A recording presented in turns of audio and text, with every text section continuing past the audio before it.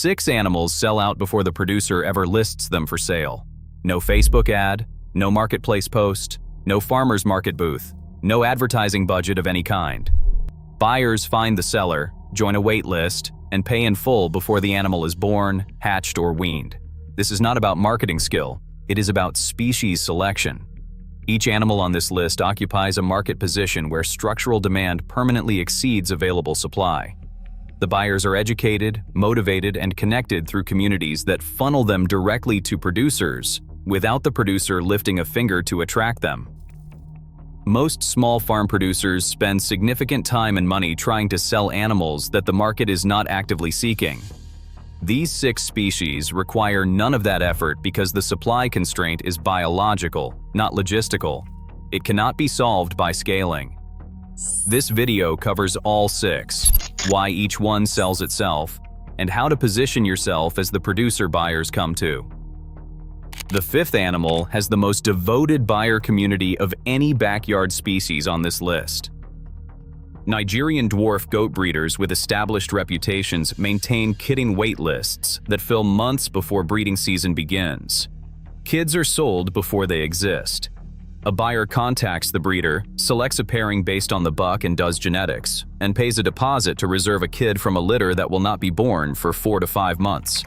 By the time kidding season arrives, every kid has a name attached to it and a buyer waiting to pick it up.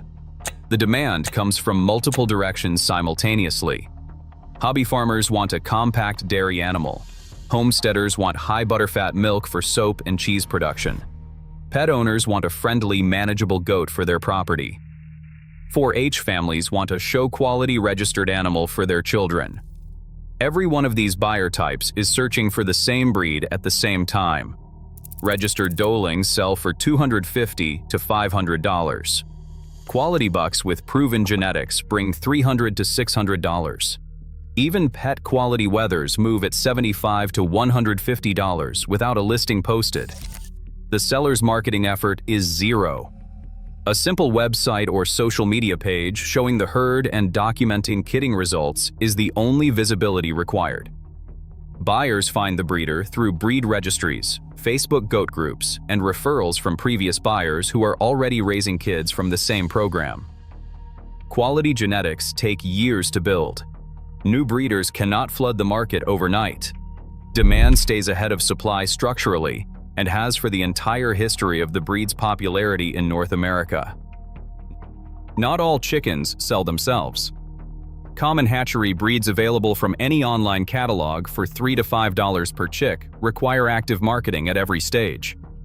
Heritage breeds with documented bloodlines, rare egg colors, and breed standard quality sell through wait lists that common breeds never generate. The breeds that move without advertising share one trait: scarcity. Ayam Cemani, the Indonesian breed producing entirely black birds, sells hatching eggs for $10 to $15 each, shipped nationally. Cream leg bars lay blue eggs and sell as started pullets for $40 to $75, with wait lists forming through breed-specific Facebook groups months before laying season. Swedish flower hens, Isbars, and Svarthönas occupy the same demand tier. Rare genetics, striking visual appeal, and egg colors that backyard flock owners actively collect. The buyer community for heritage poultry is deeply connected through breed clubs, poultry forums, and Facebook groups organized by breed. One positive mention from a satisfied buyer generates multiple new waitlist entries without the seller spending a minute on promotion. The breed community is the marketing engine. Reputation spreads through buyer networks automatically and permanently. Supply stays constrained because maintaining breed standard requires selective breeding, not mass production. Hatcheries cannot replicate what a careful heritage breeder produces. That quality gap is the moat that keeps demand ahead of supply and keeps advertising costs at exactly zero. Every spring, the same pattern repeats across the beekeeping world. Nucleus colony sellers announce availability and sell out within hours. Most established producers never announce at all because their wait list from the previous year already exceeds their production capacity. A 5-frame nucleus colony with a mated queen sells for $150 to $250. Every beekeeper starting new, Every beekeeper replacing winter losses and every commercial operation expanding competes for the same limited spring supply. The constraint is biological and absolute. Nukes can only be produced during a narrow window when colony strength, queen availability, and seasonal conditions align. Queen rearing depends on drone availability. Colony splitting requires sufficient population to divide without weakening the parent hive. Build-up timing is dictated by regional spring conditions that no equipment or technique can accelerate. A beekeeper managing 10 strong hives can produce 10 to 20 nukes per spring. That is the ceiling regardless of how many buyers are waiting. Sales happen through local bee clubs, beekeeper association email lists, and direct referrals from previous buyers. A producer who sold quality nukes last spring receives calls from those buyers' friends this spring. The network compounds annually without a single dollar spent on advertising. Repeat buyers and club referrals absorb all available output before a public listing is ever considered. The demand is permanent. New beekeepers enter the hobby every year in growing numbers. Winter losses create replacement demand every spring among existing beekeepers. Supply cannot scale fast enough to meet either pool.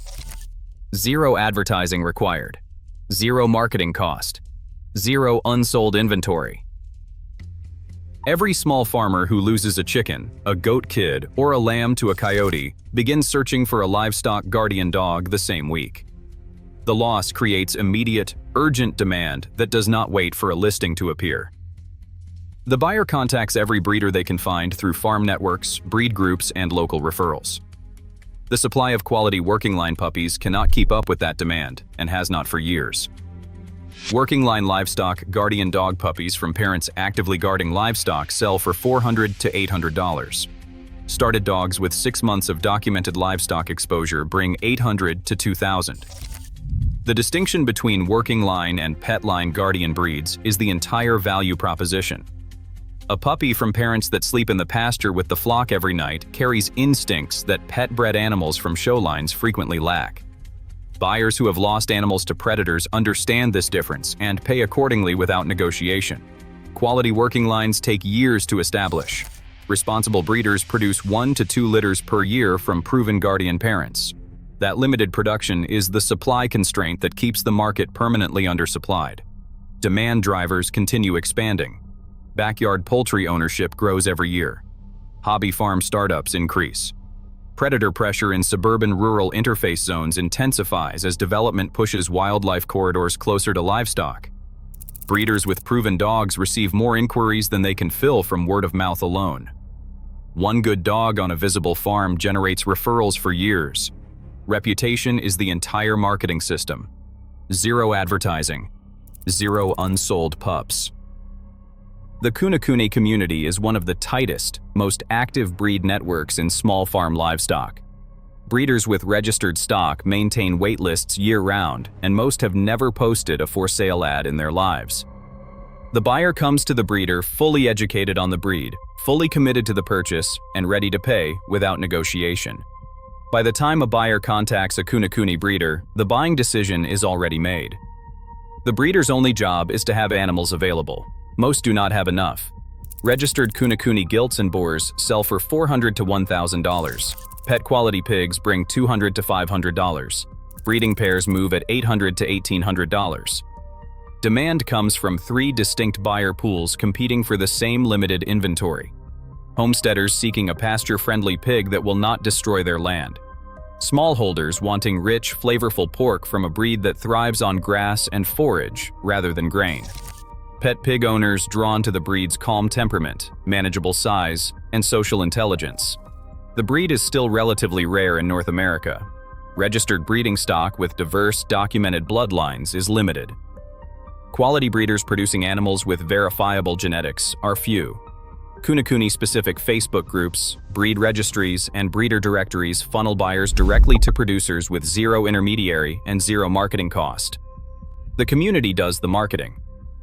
Buyers research the breed extensively through these channels, identify breeders with available stock, and reach out directly. Multi-month waitlists are not an inconvenience for Kunekune buyers. They are expected. The breed's devoted community absorbs every piglet every breeder produces every year without a single dollar spent on advertising.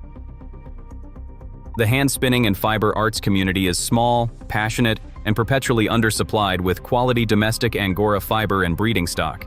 Producers who raise Angora rabbits and maintain even a modest social media presence within the fiber world report that every animal and every harvest sells through direct inquiry and referral without a listing ever being posted publicly. English, French, Giant, and Satin Angora varieties each produce luxury wool, harvested every 90 days by simple plucking or shearing. Raw fiber sells for $8 to $16 per ounce to hand spinners who actively seek out small-scale, ethically raised domestic sources. Spun yarn commands significantly more. Quality registered breeding stock sells for $75 to $200 or more per animal.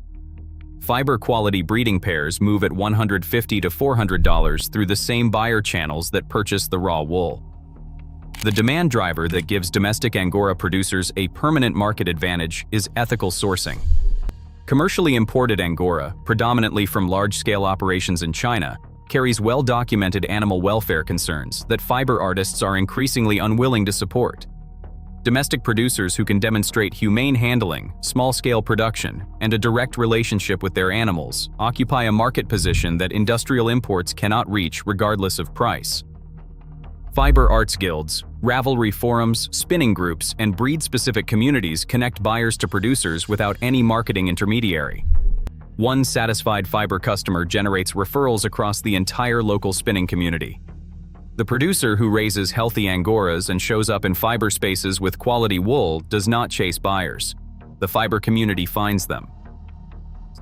6 different animals. 1 shared pattern. Every species on this list shares 3 traits that eliminate the need for advertising entirely. Understanding these traits is what separates producers who chase buyers from producers who maintain waitlists. Supply. Scarcity is the first.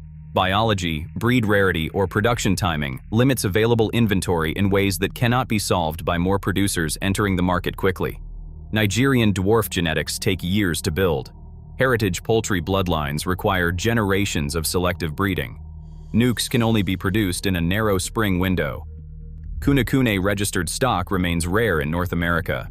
The constraint is structural and permanent. Educated buyer communities are the second.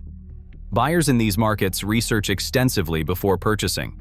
They know what quality looks like, they know what fair pricing is, and they find producers through community networks rather than marketplace searches.